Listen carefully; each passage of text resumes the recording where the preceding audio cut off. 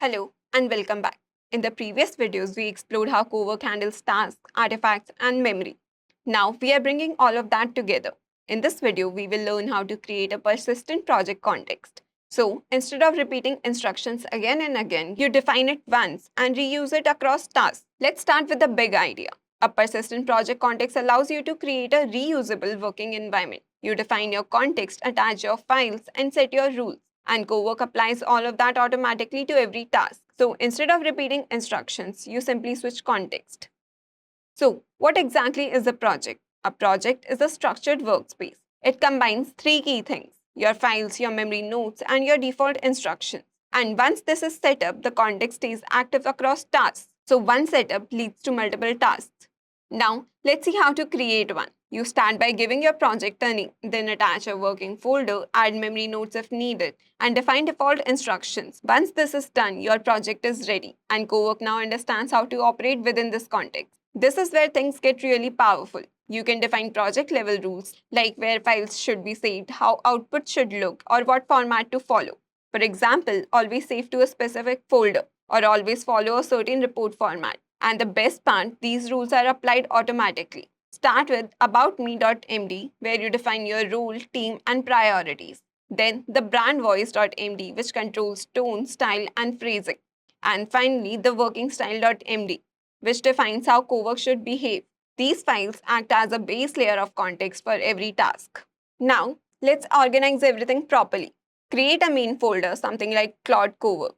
Inside that, separate your context, projects, templates, and outputs. This structure helps keep your system clean and organized. And more importantly, it ensures Co-work can use the right context at the right time.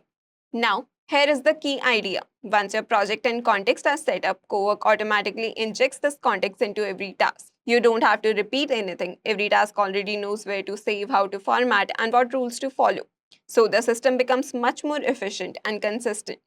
Now, let's see why this matters. Run the same task in two different projects, one personal and one work. In a personal project, the output might be informal and flexible. In a work project, it will be structured and rule driven. Same task, completely different outcome. And that difference comes purely from context. Projects are not fixed, they evolve over time. You can update rules, add or remove files, and refine memory notes whenever needed. The goal is to keep your project context relevant and clean, because the better maintained your project is, the more reliably Co-work can operate.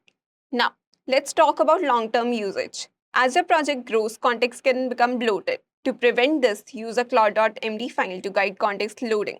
Also, treat repeated corrections as signals, convert them into permanent instructions, and regularly archive completed work to keep active projects clean. Clean context leads to better performance. Once a project is complete, you don't have to lose it. You can archive it and export its artifacts and memory. This allows you to reuse past work, maintain records, or build on it later if needed.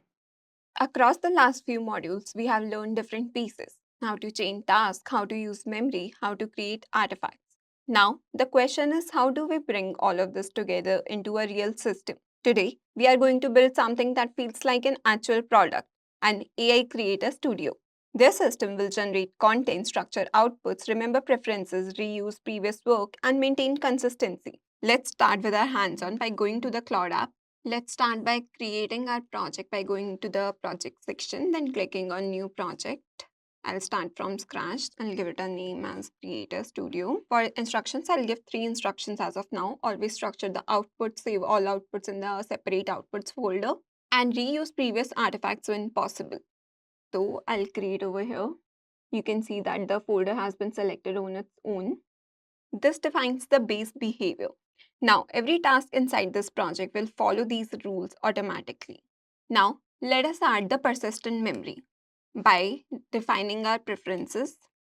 Keep the content concise, include actionable insights, maintain engaging tone. This becomes persistent memory. We don't repeat this again, and it is remembered. Now you can see over here that the set content and communication preferences has been done. After that, we'll add the context files. As we discussed in our previous slide about me.md, the brand voice, and the working style. This is the intelligence layer. It controls tone, structure, and behavior without needing prompts. You can see over here how it's done.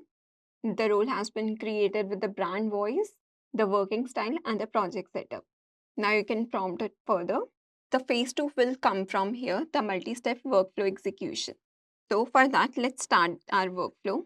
I'll go back to the Creator Studio. And over here, I've prompted the model generate 5 content ideas based on productivity. This creates our first artifact ideas. Let's go to over here. You can see it has provided us with 5 different kind of content ideas. The 2-minute rule, by small tasks are silently killing your deep work. I tracked every minute of my workday for 30 days, and here is what actually wasted my time. You can even make it more customized to your profile. I'll give a different kind of task, which would be our artifact 2.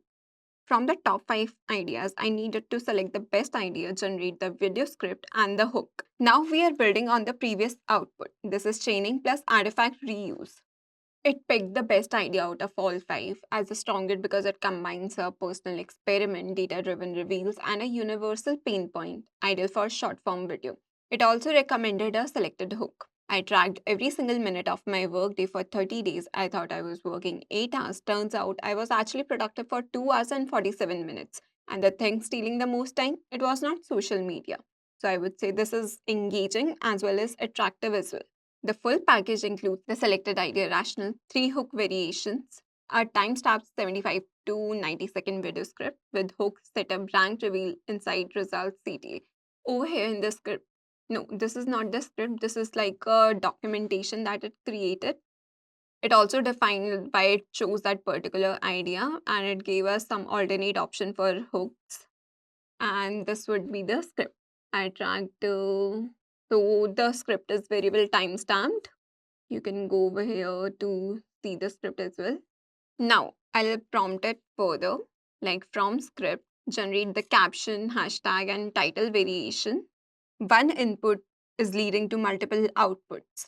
You can see how we started with a simple prompt, like give me top 5 ideas, and from there we iterated it further, like choose that one idea out of the top 5, and from that generate a script. And now from that script, we are generating the caption, hashtags, title variation. This is asset generation.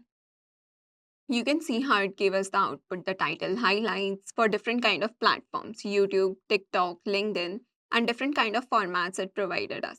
You can see the hashtags as well. Over here, we'll go to the social media package. You can see the different kind of variation it gave us. This is very detailed, and I would say, yeah, it works for us. Okay, let's iterate further and organize everything into a structured file. This is now a reusable artifact, not just text. If you remember, in the starting only, we defined our tone, like what kind of tone we wanted, what kind of person I am. After the output is generated, we'll try to refine it according to our preferences. And instead of defining those preferences again, we will use the memory to get those things.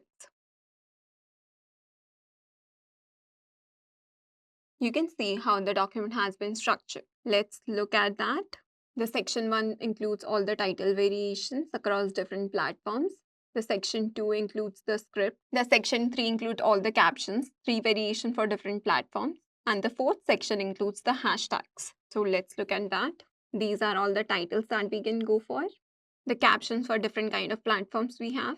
If you want, you can also customize the different kind of platforms you use and the hashtag you should go for. Like if you want SEO friendly hashtags, captions, or descriptions, something like that. Now, we are going to refine the content. This time, notice something important. I'm not going to repeat any instructions about tone, structure, or style because all of that is already stored in memory. I'll give it the prompt. Improve the previously generated content. Align with project tone, make it more engaging, keep it concise. Now, what's happening here is very powerful. Even though I gave a simple instruction, the system is automatically pulling in the brand voice from context files, the tone preferences from memory, structured rules from the project.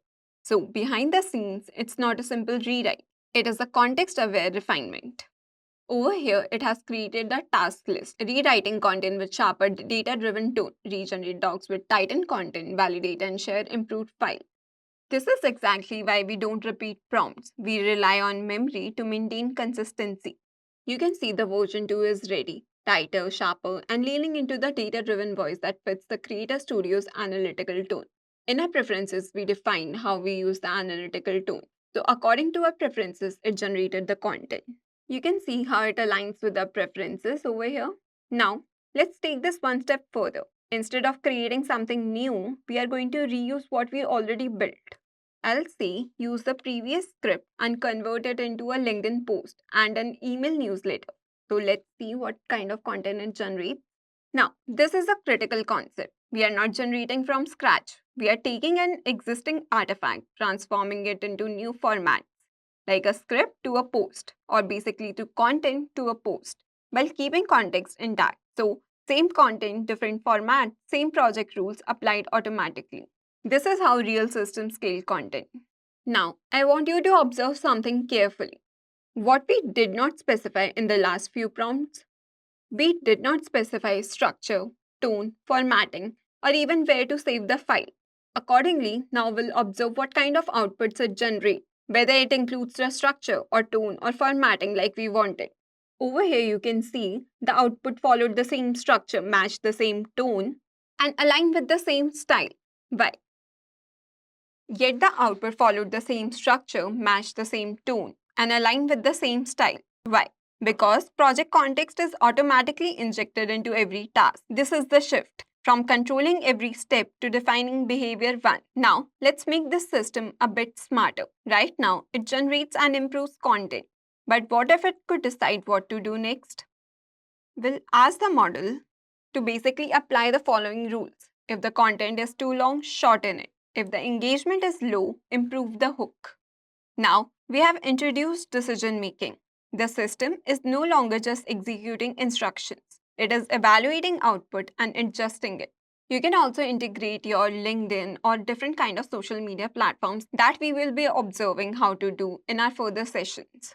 This is where workflows become intelligent. If you want, you can also generate the images using the model instead of getting the content in our text format. You can see how both the rules have been applied. Since the LinkedIn post included 220 words, now it has been reduced to 140. And the newsletter included 450 words, it has been reduced to 290 words. You can also see the rule 2 has also been applied. Let's look at the document it created.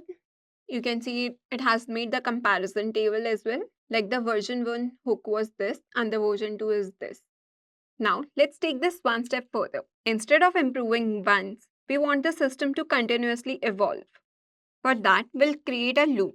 I'll prompt the model after generating the content, suggest improvement, refine the output, and store the improved version for future use. Every output gets evaluated, gets improved, and becomes the new reference. So, over time, the system gets better and better. This is how systems evolve, not just respond. Let's pause for a moment and understand what we actually built. We did not just generate content or run prompts. We built a system that remembers past context, reuses existing work, and structures outputs consistently, improves itself over time. Remembers, reuses, structures, and improves. Now, think about your own workflow. How often do you repeat the same instructions? Reuse old content manually. Maintain the same format again and again? All of that effort can now be handled automatically by the system. To summarize, when you combine project context, memory, artifacts, and workflows, you move beyond individual prompts and start building systems. You are not using AI anymore, you are building with it. Let's quickly recap. Projects allow you to define context once and reuse it across tasks. They combine files, memory, and rules into a single workspace. Context is automatically applied, and the same task can produce very different outputs depending on the project. So, the key idea is simple. Set it once and reuse it everywhere. That's it for this video. Now you know how to build and use persistent project context in Co-work. Thanks for watching, and I'll see you in the next one.